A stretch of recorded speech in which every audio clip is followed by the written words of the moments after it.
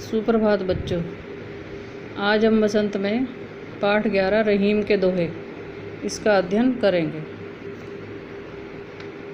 कही रहीम संपत्ति सगे बनत बहुत बहुरीत, विपत्ति कसोटी जे कसे तेई सांचे मीत। इस दोहे में कबीरदास जी ने बताया है कि कही रहीम संपत्ति सगे।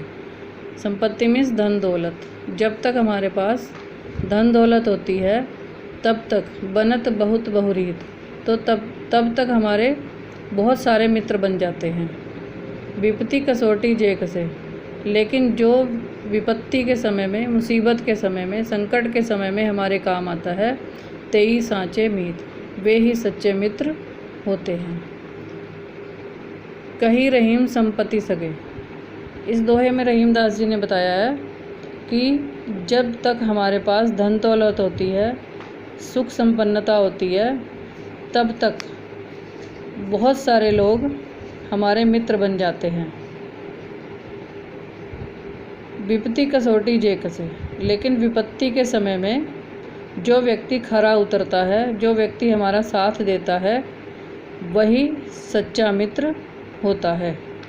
कसौटी मीन्स जांचना, परखना, कि विपत्ति के समय में हम अपने सच्चे मित्र की जांच कर सकते हैं। जो हमारा विपत्ति के समय साथ देता है वही सच्चा मित्र होता है, क्योंकि जब तक हमारे पास धन दौलत संपन्नता होती है तब तक बहुत सारे लोग हमारे साथ जुड़ जाते हैं, हमारे मित्र बन जाते हैं। जाल परे जल जात बही, तजिमी नन को मोह, रहीमन मछली नीर को तऊ न छाड़ती छो।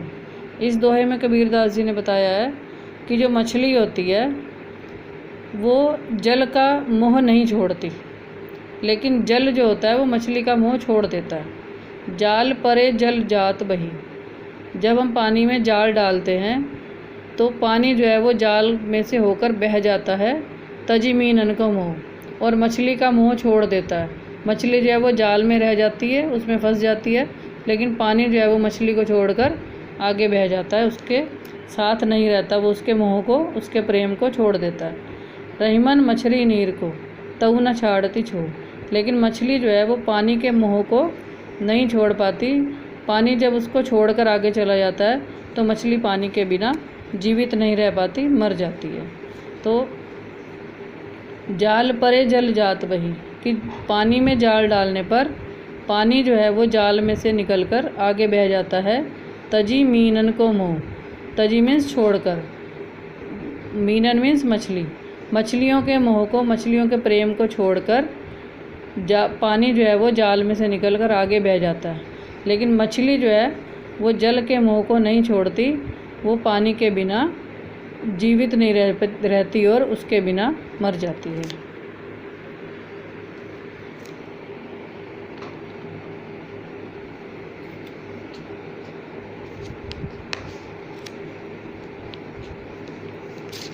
तरुवर फल नहीं खात है, सरवर पियत न पान, कही रहीम पर काजहित संपत्ति संचही सुजान।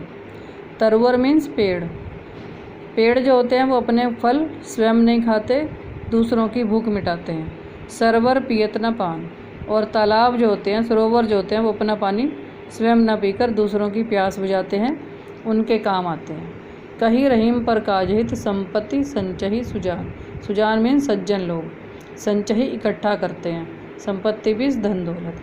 सज्जन लोग जो है वो अपनी धन संपत्ति जो है वो पर काजहित, दूसरों के कार्य के लिए, दूसरों के भले के लिए ही इकट्ठी करते हैं। जिस प्रकार पेड़ जो है तरुवर फल नहीं खाते हैं, जिस प्रकार पेड़ अपना फल स्वयं ना खाकर दूसरों की भूख मिटाते हैं, सरोवर अपना पानी ना पीकर दूसरों की प्यास को दूर करते हैं, उनकी प्यास बुझाते हैं, उसी प्रकार ही सज्जन लोग अपनी धन संपत्ति जो इकट्ठी करते हैं वो स्वयं पर खर्च ना करके दूसरों की भलाई के लिए, दूसरों के कार्य के लिए ही खर्च करते हैं। मतलब सज्जन लोग जो होते हैं वो दूसरों के हित के लिए, दूसरों के उपकार के लिए ही अपनी संपत्ति इकट्ठी करते हैं। थोथे बादर क्वार के ज्यों रहीम गहरात, धनी पुरुष निर्धन भय करे पाछली बात। थोथे मीन्स खाली, जिन बादल, बादर मीन्स बादल, जिन बादलों में पानी नहीं होता। तो थोथे क्वार का जो महीना होता है, अश्विन मास के जो बादल होते हैं वो पानी से खाली होते हैं, उनमें पानी नहीं होता। ज्यों रहीम गैर, वो केवल गरज कर ही चले जाते हैं। धनी पुरुष निर्धन भये करे पाछली बात। जिस प्रकार से कभी पहले समय में धनी रहे लोग, वो अपनी पिछली बातें ही बताते रहते हैं, उन्हीं को ही सबको बताते हैं कि हम पहले बहुत अमीर थे, हमारे पास बहुत धन दौलत था, हमारे पास बहुत बड़े बड़े मकान थे। वो पिछली बातें ही करते रहते हैं, लेकिन अब वो निर्धन हो गए, फिर भी वो पिछली बातें करके ही लोगों को सुनाते रहते हैं। उसी प्रकार जिस प्रकार से जो क्वार के जो बादल होते हैं वो केवल गरज कर ही चले जाते हैं, क्योंकि वो केवल गरज कर इस बात का एहसास कराते हैं कि कभी हम भी जल वाले थे, आज हम खाली हैं। मतलब आज हमारे पास पानी नहीं है, लेकिन कभी हम भी जल वाले थे, हम भी जल से भरे हुए थे। तो थोथे बादल क्वार के जो बादल होते हैं वो जल से रहित होते हैं, वो केवल छाकर और गरज कर ही चले जाते हैं। जिस प्रकार से कभी धनी रहे लोग अब जो निर्धन हो गए हैं, वो हमेशा लोगों के साथ अपनी पिछली बातें ही करते रहते हैं। इसके बाद ये 5वां दोहा है। धरती की सी रीत है शीत घाम और मेह, जैसी परेसो सही रहे त्यों रहीम यह दे। कि हमारा जो शरीर है उसका जो स्वभाव है वो धरती के स्वभाव के जैसा होना चाहिए या वैसा ही होता है, क्योंकि जिस प्रकार से धरती अपने ऊपर शीत मीन्स सर्दी, घाम मीन्स धूप गर्मी, और मेह मीन्स मेघ बादल बारिश।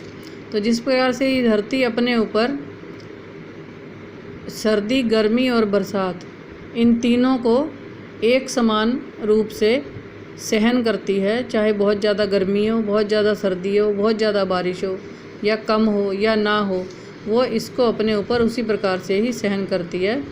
जैसी परेसो और सही रहे त्यों रहीम। तो हमारा शरीर जो है, हमारी जो ये देह है, हमारा शरीर जो है, उसमें भी चाहे सब दुख आए चाहे सुख आए, हमें भी उसी प्रकार से सुख दुख को समान भाव से सहन करना चाहिए। जैसे कि ये धरती जो है अपने ऊपर आने वाली गर्मी सर्दी और बरसात को एक समान भाव से सहन करती हैं। तो ये मैंने आपको दोहे समझाए हैं। इसका जो भावार्थ है वो मैं आपको कल भेजूंगी, इसके शब्दार्थ और इसके प्रश्न उत्तर वो मैं आपको आज भेज दूंगी। बाकी जो इसके जो भावार्थ है इसका, वो प्रसंग संदर्भ सहित भावार्थ वो मैं आपको कल रिटन भेज दूंगी।